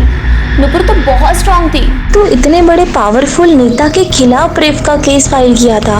नेता के लगाए हुए काउंटर ब्लैकमेल केस को भी लड़ा उसने। मीडिया अटेंशन, दुनिया भर की गालियां, सब सहा। सर, मुझे नहीं लगता नुपुर सुसाइड कर सकती है। तो दिनेश के अलावा कौन उसको तकलीफ दे सकता है? प्रशांत काड़े, वही उसके पीछे पड़ा था। नुपुर का बॉस था वो। नुपुर ने उसे मना किया तो उसने नुपुर को जॉब से निकलवा दिया। नुपुर, तुम्हें तो पता है मैं तुमसे कितना प्यार करता हूँ। प्लीज तुम मेरी बात सर, आई एम एंगेज्ड। आपको तो पता ही है। तो क्या हुआ? तोड़ दो सगाई। What's the big deal? Are you mad? Please leave me alone. Nupur. Hello, coming sir. Yes sir. ये तुम्हारे आईडी से ईमेल भेजा है ना? तुम पहले यहाँ काम करती थी ना? यस सर, मैं पहले इसी कंपनी में जॉब करती थी, लेकिन सर ये मेल मैंने नहीं किया है। तुमने नहीं किया तो तुम्हारे आईडी से मेल कैसे गया? झूठ बोलती हो। राइवल कंपनी को डेटा भेजा तुमने। You are fired. निकलो अभी कभी यहां से। लीव।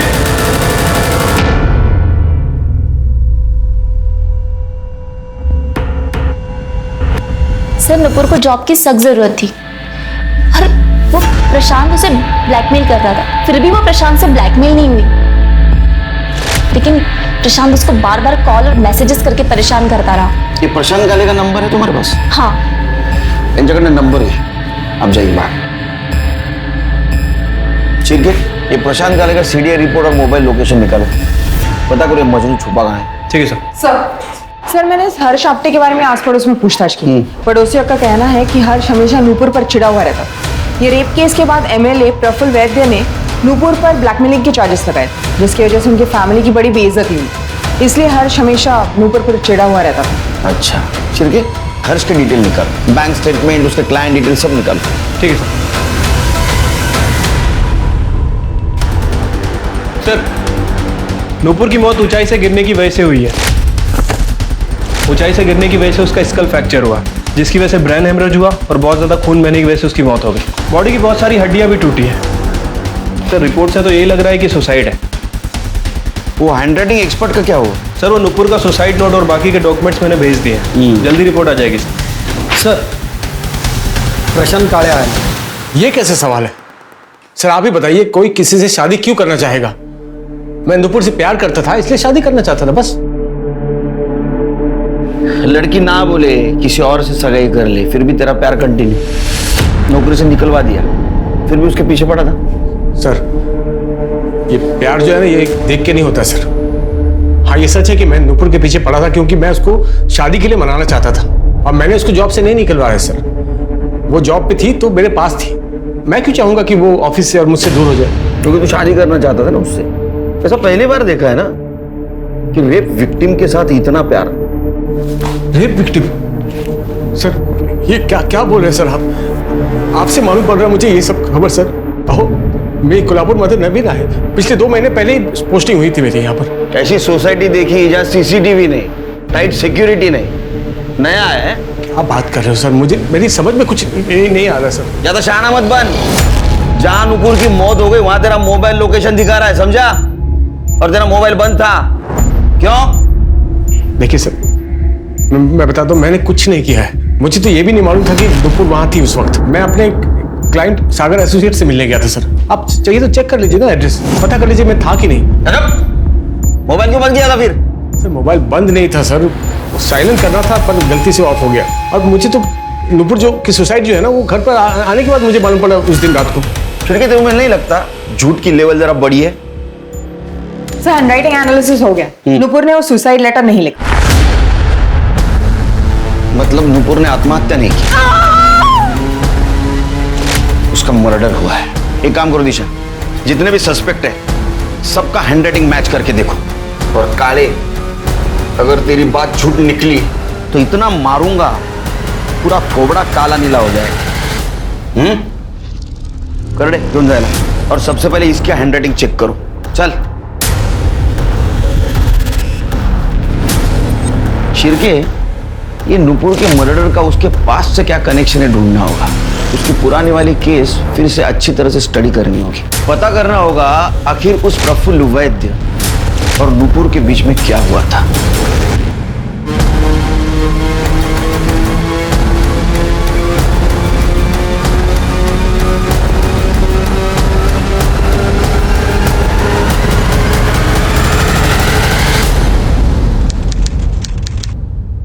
वाह नूपुर वाह, खूब छान, अच्छा आर्टिकल है ये।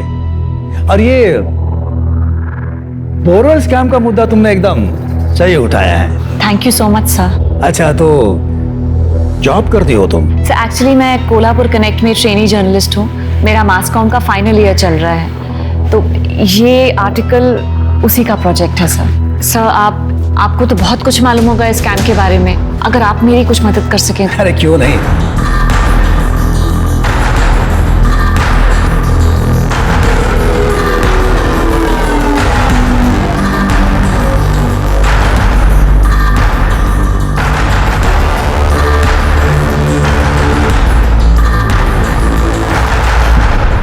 मैंने पहले ही कहा था, रूलिंग पार्टी में बहुत करप्शन है। अगली बार वोट हमारी पार्टी को ही देना।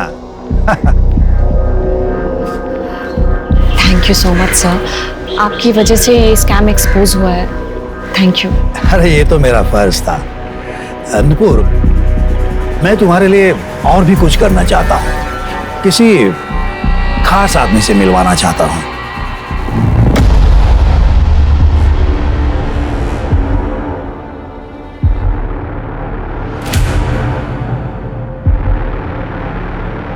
सीसीटीवी की फुटेज चेक की? सर जी हाँ, रेप की कंप्लेंट लिखवानी है। स्मिता आइए, संभल बैठिए। रेप किसने किया आपके साथ?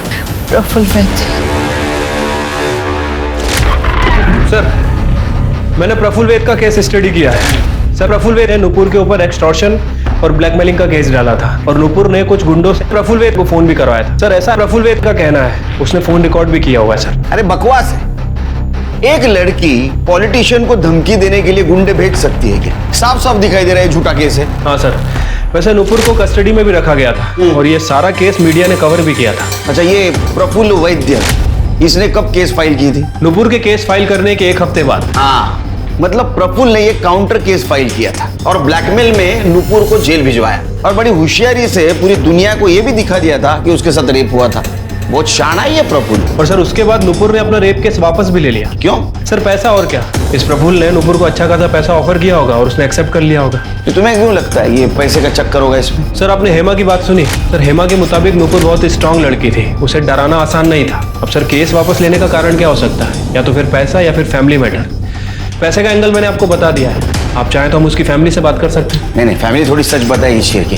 हमें उस पॉलिटिशियन प्रफुल्ल वैद्य के साथ बात करनी होगी और उसको क्रॉस चेक करने के लिए हेमा के साथ बात करनी होगी। नुपुर आप्टे के सुसाइड केस में एक नया ट्विस्ट सामने आया है। नुपुर आप्टे के सुसाइड नोट से नहीं मैच हो रही है उनकी हैंडराइटिंग। ये सारी बातें इस ओर इशारा करती है कि कहीं नुपुर आप्टे का केस मर्डर तो नहीं। जैसा कि हम सभी जानते हैं कि नुपुर की लाइफ बहुत ही ज्यादा स्कैंडलस रही है।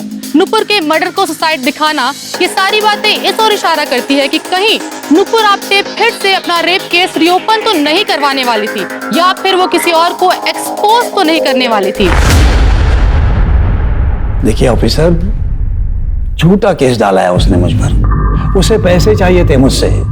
मैंने कभी भी उसके साथ कुछ भी गलत नहीं किया, पर मुझे अपने लॉ एंड ऑर्डर पर पूरा भरोसा है सर, इसलिए मैंने उसके अगेंस्ट ब्लैकमेलिंग का केस डाल दिया था, वो भी प्रूफ के साथ। एक बात समझ में नहीं आती, कोई लड़की खुद की इज्जत खुद क्यों उछालेगी, वो भी खुद के ऊपर रेप का झूठा इल्जाम लगा के? सर, अब इस बारे में मैं क्या बोलूं? देखिए सर, मैं एक एकदम सीधा साधा आदमी हूँ। लोग प्यार करते हैं मुझसे, वोट भी देते हैं। सर देखिए ना, एक मिनट में, सिर्फ एक मिनट में उस लड़की ने मेरी इज्जत बर्बाद कर दी। सर, वो खुद मेरे पास आई थी बोरवेल स्कैम के बारे में इंफॉर्मेशन लेने के लिए। एक तो मदद करो, ऊपर से बदनामी।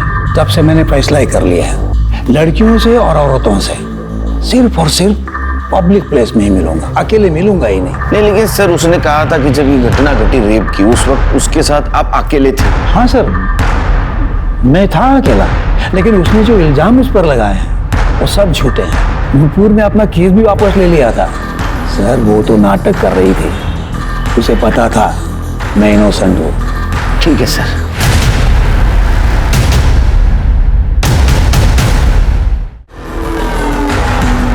Sir, Nupur Apte suicide case में आपका क्या इन्वॉल्वमेंट था? क्या वो सुसाइड नोट फेक है? Was it a murder?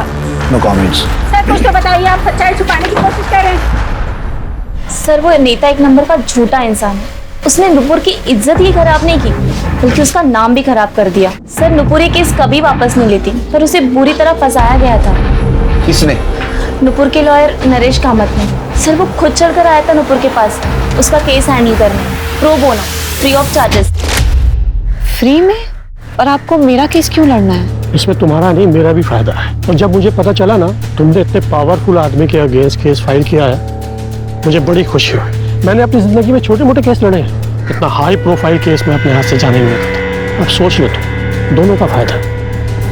ठीक है सर नरेश ने पहले बहुत अच्छे से हैंडल किया, पेपर वर्क सब। उसके बाद धीरे धीरे कोर्ट की डेट आते ही उसने नुपुर से पैसे मांगना शुरू किया। नुपुर पैसे नहीं दे पाई तो नरेश ने केस को ही छोड़ दिया।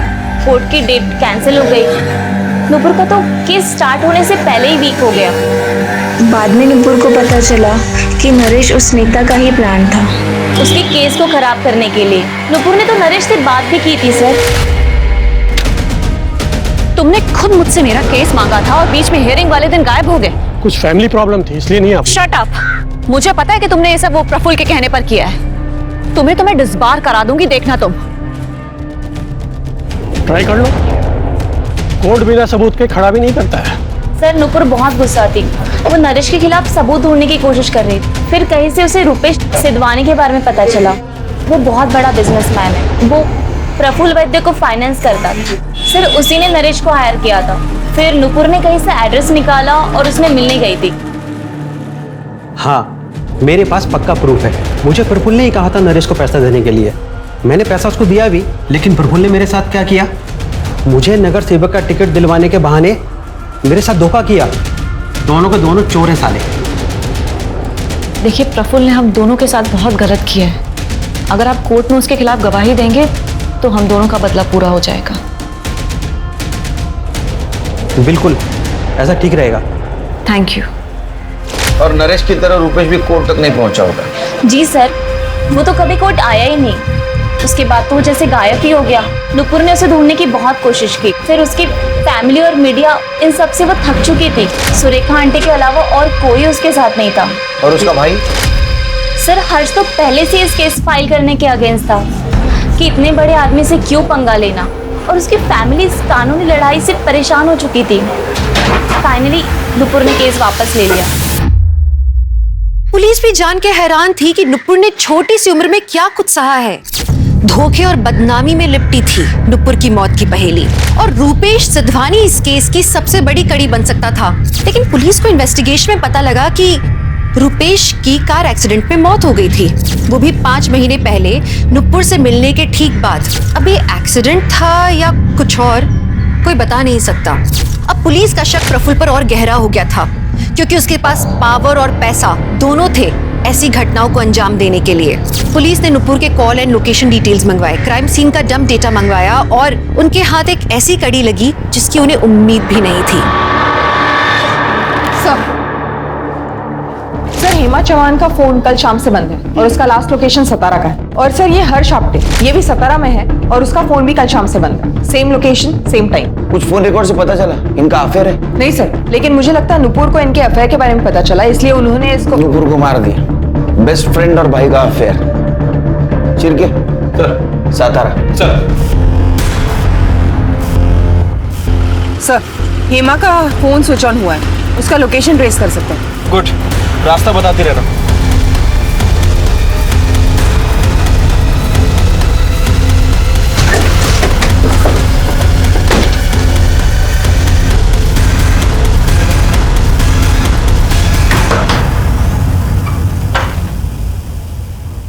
सर आप यहाँ? हम भी वही सोच रहे हैं कि आप यहाँ क्या कर रही हैं। सर मेरा तो यहाँ पे इंटरव्यू था। कोई कंपनी का नाम नहीं, कुछ नहीं, लॉज में इंटरव्यू देने आई हैं आप? जी नहीं सर, मेरे पास इंटरव्यू के पेपर्स है, मैं दिखाती हूँ आपको।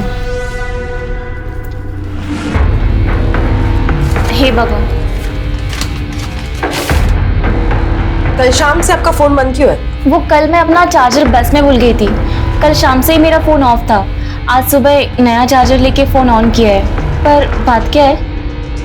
बात का छोड़िए, ये बताइए हर्ष आप्टे कहाँ है? सर वो तो अपने घर पे होगा। लेकिन उसका फोन लोकेशन तो सतारा का है, इसी एरिया का। क्या? सर मेरी तो बात भी नहीं होती उससे। नुपुर के जाने के बाद तो बिल्कुल भी नहीं। सर लगता है ये हेमा सच बोल रही है, उसका हर्ष का कोई लेना देना नहीं लगता। तो हर्ष सातारा में क्या कर रहा है? वो भी उसी दिन जिस दिन हेमा सातारा में थी। सर ये हर्ष का फोन अभी भी बंद है। क्या हुआ तुम्हारे साथ? दत्ता जयवंत और उसके गुंडों ने मारा। बिजनेस में बहुत लॉस हुआ था मुझे। नुपुर के चक्कर में आई बाबा की सारी सेविंग्स भी खत्म हो गई थी। वाइफ के दूर के रिश्तेदार दत्ता, उनसे पैसे उधार लिए थे। बहुत टाइम हो गया था, मेरे पास पैसे ही नहीं थे और दत्ता मुझसे पैसे मांगने लगा। इसलिए मैंने दिनेश से हेल्प मांगी। दिनेश जाधव से? हो सर। दिनेश तुम्हें आई ने 15 लाख रुपए दिए और अब शादी भी टूट गई है। देखो मुझे 6 लाख की बहुत जरूरत है। दत्ता बहुत डेंजरस आदमी है, कम से कम उसका इंटरेस्ट तो चुका दूंगा। हर्ष मैं तुम्हें 5 लाख रुपए दे सकता हूँ, लेकिन इसके लिए तुम्हें अपनी बहन को बोलना पड़ेगा उसने मेरे और मेरे परिवार के खिलाफ जो केस फाइल किया है उसे वापस लेना होगा। प्लीज मैं तुम्हारे हाथ जोड़ता हूँ, केस वापस लो। देखो मेरा फ्यूचर तुम्हारे हाथ में है। तुमने केस वापस नहीं लिया तो दिनेश मुझे पैसे नहीं देगा। बहन का कुछ तो फर्ज निभाओ प्लीज। ठीक है दादा। और हाँ, आई बाबा को कुछ मत बताना, वैसे भी बहुत टेंशन में रहते हैं तुम्हारे कारण। त्याच्यानंतर काय झालं? दिनेश को मैंने बोला कि नुपुर रेडी है।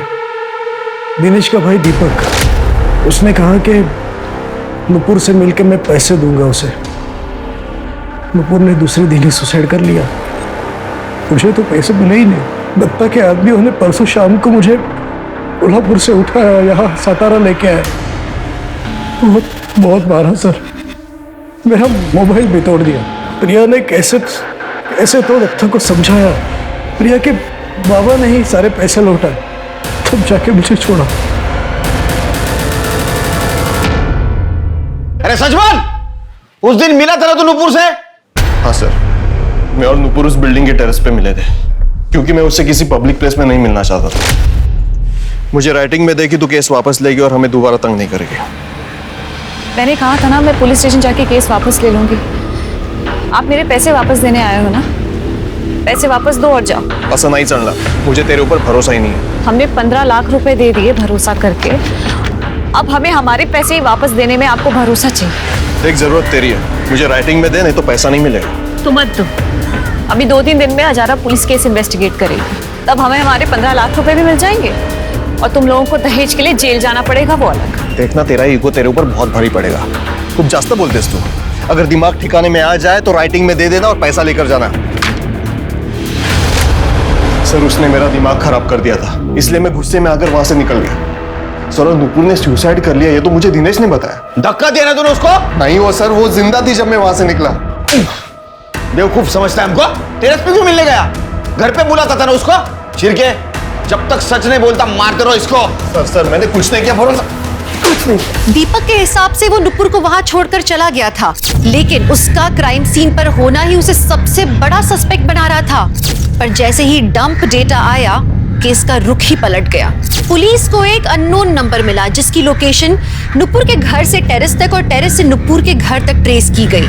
पर ये नंबर ना तो पुलिस के रिकॉर्ड्स में था, ना नुपुर के कॉल रिकॉर्ड्स में। तो किसका था ये अनजान नंबर? आखिर कौन था उस वक्त नुपुर के साथ? हेलो हेलो हेलो, आवाज इतने कौन बोल रहा है? हेलो हेलो, आवाज इतने नहीं आएगी, आवाज आएगी। चल काय झालं? हाँ, इन्हें कहाँ ले जा रहे? सुनिए तो, हर्ष हर्ष कहाँ ले जा रहे इन्हें? तेरा ही नंबर था ना वो? हाँ हो साहब। तो बोल। मेरी जॉब चली गई ना, ये ऑफिस का नंबर था तो वो बंद कर दिया। तो नुपुर ने दूसरा नंबर दिया मुझे, वो यूज करता था, पर उसका क्या है सर, नेटवर्क चला जाता था, इसलिए बंद। फिर आज ये चालू करवा दिया। तो उस दिन नुपुर के साथ तू ही गया था ना दीपक से मिलने ऊपर टेरेस पे? हाँ तू ही गया था ना? क्या हुआ बोल? गया था, वो नुपुर को ऊंचाई से डर लगता था ना, इसलिए वो साथ चलने को बोली थी, इसलिए मैं गया। वो वो दीपक पैसे दिए बिना ही चला गया, क्योंकि नुपुर ने उसे लिख के देने से इनकार किया ना सर। उसके बाद सर मुझे बहुत गुस्सा आया, नुपुर को डांटने में गया। अरे तेरी ये जिद, तेरा ये डेढ़ शानापन, इसकी वजह से सब खत्म हुआ। मेरी जॉब चली गई वो प्रफुल्ल की वजह से। वो तेरी आई की जॉब के पीछे पड़ा रहा, पर तुझे क्या है? हमारी सारी सेविंग्स खत्म हो गई। अभी थोड़ा थोड़ा वापस मिलता था, पर तुला ते जमणार नहीं। बाबा मेरा रेप हुआ है, इसमें मेरी गलती कैसे हुई? तुम तो जर्नलिस्ट है री, तुम्हें तो हर चीज में ब्रेकिंग न्यूज चाहिए, पब्लिसिटी मांगती है। अरे पूरे शहर में नाक कट चुकी है हमारी, क्योंकि तुझे झुकना जो नहीं आता। सही कहा बाबा, मुझे गलत के आगे झुकना नहीं आता, ना ही कभी झुकूंगी। अरे इससे अच्छा होता कि मुझे पैदा होते ही मार देते आप।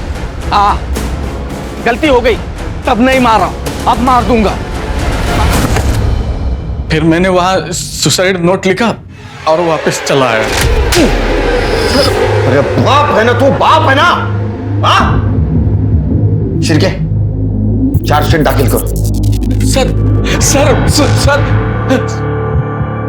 क्या साथ दिया है एक बाप ने एक बेटी का? नुपुर के कई दुश्मन थे और वो उन सब से लगातार लड़ रही थी, लेकिन अगर आपका परिवार ही आपका दुश्मन बन जाए तो आप किससे लड़ेंगे, किससे जीतेंगे? भावनाओं में कभी अंधे मत होइए। सिर्फ बाहर वालों से ही नहीं, घर वालों से भी सतर्क रहिए। अजीत को नुपुर के मर्डर के इल्जाम में गिरफ्तार किया गया। दिनेश और उसके परिवार पर दहेज और मानसिक उत्पीड़न का केस लगा। वहीं एमएलए प्रफुल्ल पर लगा रेप केस रीओपन किया गया। मैं इस बात की आशा करती हूँ कि मरने के बाद ही सही नुपुर को इंसाफ मिले। तो चलिए अब मैं दिव्यांका त्रिपाठी दहिया लेती हूँ आपसे विदा। देखते रहिए क्राइम पेट्रोल, सतर्क, विमेन अगेंस्ट क्राइम। एक औरत पे वार, अब हर औरत का भार। जय हिंद। इस तरह के और भी एपिसोड देखने के लिए हमारे चैनल को सब्सक्राइब करें और बेल आइकन दबाना ना भूलें।